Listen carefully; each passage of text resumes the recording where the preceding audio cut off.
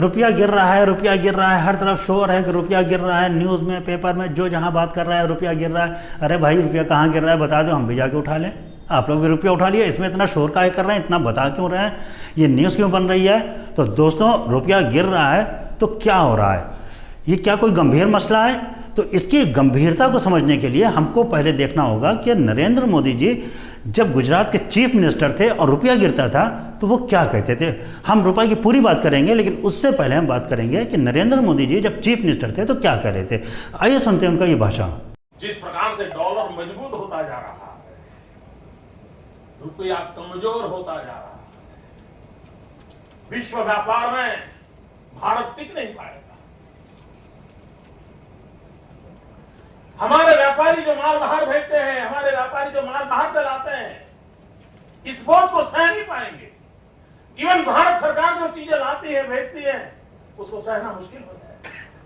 देश जानना चाहता है प्रधानमंत्री जी, ऐसा क्या कारण है कि आज अकेला हिंदुस्तान का रुपया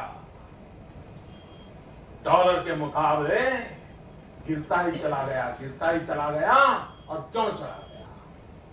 और मैंने साफ मांग की है, ये सिर्फ आर्थिक कारणों से नहीं हुआ है, ये आपकी भ्रष्ट राजनीति जो चली है दिल्ली से, उसका इसके अंदर बहुत बड़ा रोल है। बहुत गंभीरता से आरोप लगा रहा है। पिछले 3 महीने में जिस तेजी से रुपये की कीमत टूटती गई है, गिरावट आई है, और दूसरी तरफ 3 महीने में सरकार की तरफ से एक भी कदम लिया गया हो, ऐसे कोई संकेत नजर नहीं आ रहे। और एक बार रुपया गिरता चला जा रहा हो, गिरता चला जा रहा हो, तो दुनिया की आर्थिक शक्तियां इसका भरपूर फायदा उठाती हैं। उसको भी रोकने में दिल्ली की सरकार पूरी तरह विफल गई है।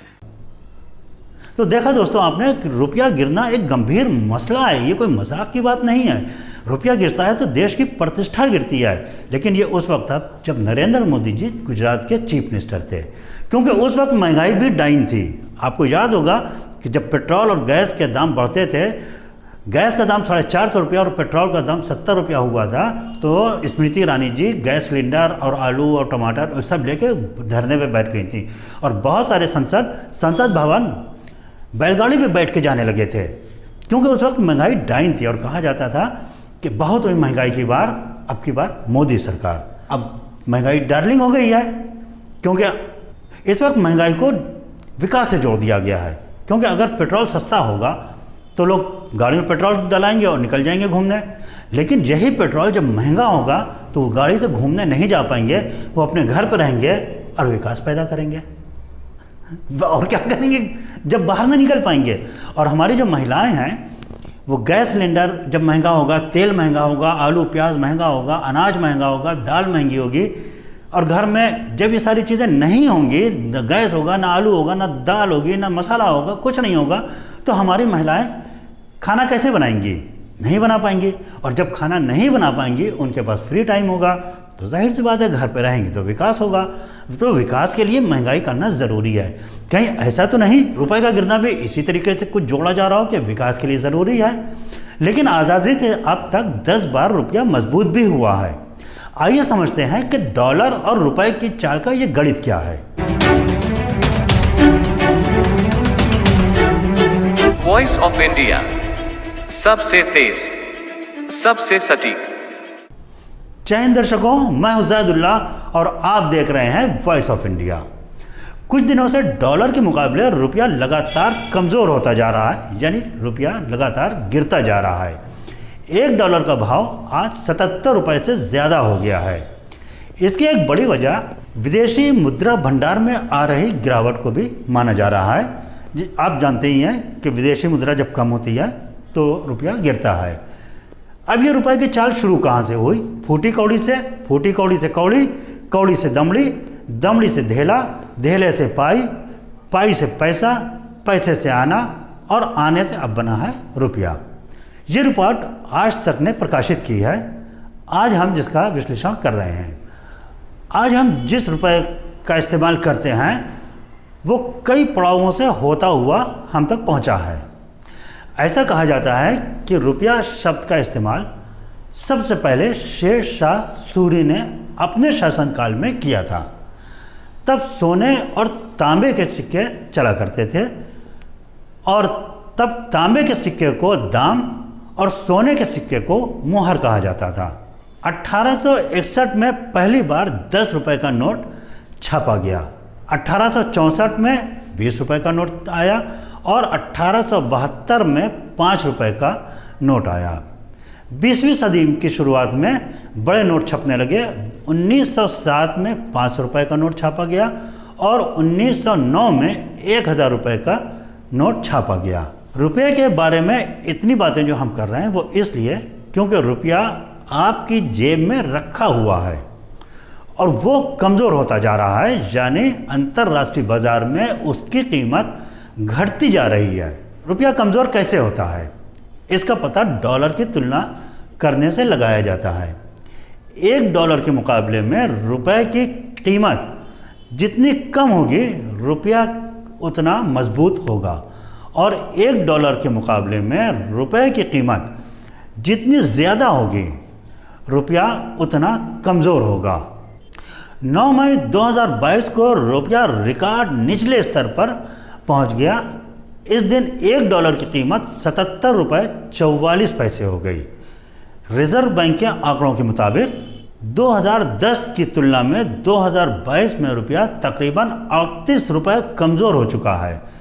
2010 में $1 की कीमत 45 रुपये 72 पैसे थी, जिसका कीमत आज बढ़कर 77 रुपये 32 पैसे हो गई है। आज़ादी के बाद से अब तक ऐसा बहुत कम मौका आया है जब डॉलर की तुलना में रुपया मजबूत हुआ हो। लेकिन सवाल ये है कि रुपया कमज़ोर कैसे होता है।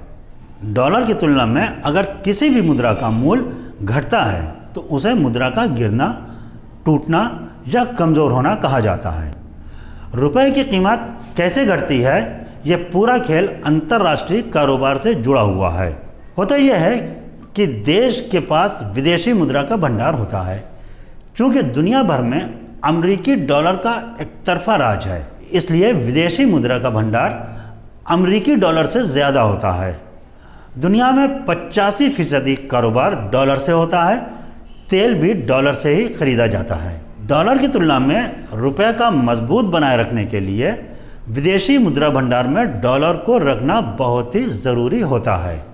इस समय रुपये के कमज़ोर होने का एक कारण ये भी है कि भारत का विदेशी मुद्रा भंडार लगातार कम होता जा रहा है। अगर भारत के विदेशी मुद्रा भंडार में डॉलर अमेरिका के रुपए के भंडार के बराबर है तो रुपए की कीमत स्थिर रहेगी। अगर डॉलर कम हुआ तो रुपया कमज़ोर होगा और अगर ज़्यादा हुआ तो रुपया मजबूत होगा। अब इस बात को आप इस तरह समझिए। अभी $1 की कीमत 77 रुपये 32 पैसे है।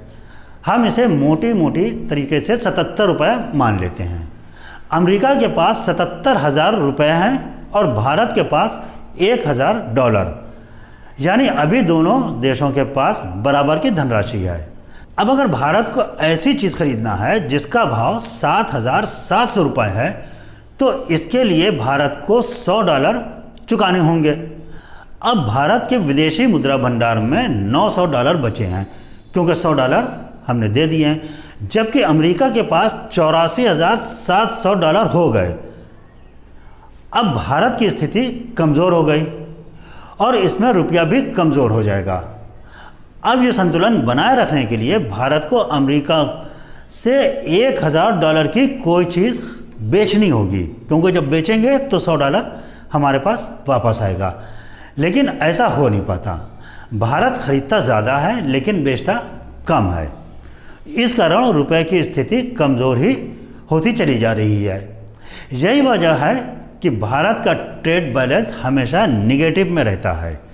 2021-22 में भारत का ट्रेड डेफिसिट यानी व्यापार घाटा 12.83 लाख करोड़ रुपए से ज़्यादा था। ऐसा अक्सर कहा जाता है कि आज़ादी के समय रुपया और डॉलर बराबर थे और तब $1 की कीमत ₹1 के बराबर थी। हालांकि ऐसा है नहीं।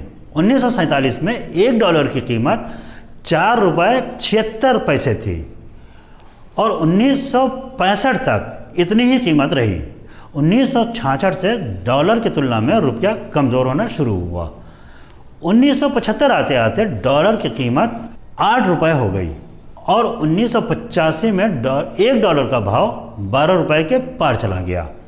1991 में नरसिम्हा राव की सरकार आई और उदारीकरण लाई, जिसकी वजह से रुपया तेज़ी से गिरने लगा और 21वीं सदी की शुरुआत होते होते $1 की कीमत 45 रुपया तक चली गई और अब 2022 में $1 की कीमत 77 रुपये के पार हो गई है।